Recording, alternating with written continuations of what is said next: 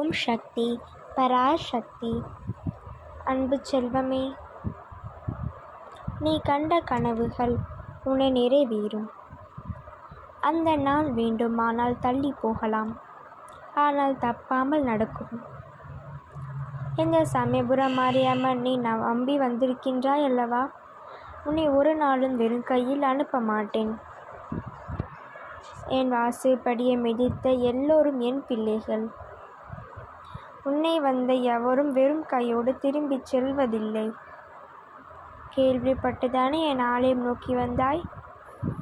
எப்பொழுது என்ன வீண் கலக்கம் உனக்கு? ஒரு சில கனவுகள் நிறைவேறாமல் தாமதமாகினால் வாழ்க்கையே அவ்வளவுதான் என்று நீயாக நினைத்து கொள்ளாதே. வாழ்க்கை மிக அற்புதமானது. சில அற்பமான மனிதர்களின் கேள்விக்கு பதில்கள். உனது வாழ்வை பற்றிய எதிர்மறை சிந்தனைகளுக்கு நீ ஒரு நாளும் இடம் கொடுக்காதே. உனக்கெல்லாம் மிக நல்லது நடக்கப் போகிறது என்று ஏளனம் பேசுவார்கள். நீ இருக்கும் நிலையை பார்த்து கைகூட்டி சிரிப்பார்கள். தோற்றுவார் தோற்றட்டும், தோற்றுவார் போற்றட்டும்.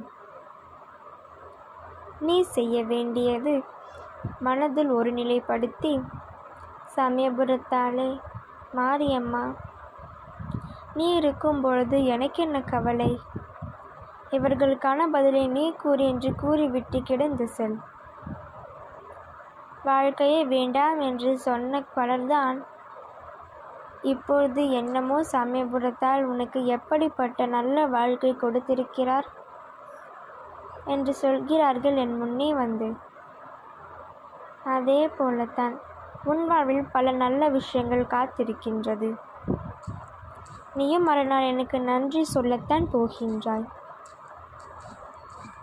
என ஆலயத்திற்கு நீ வரும்பொழுது பார்த்திருப்பாய் எத்தனையோ பேர்கள் நீ படும் செலுத்துவதில்.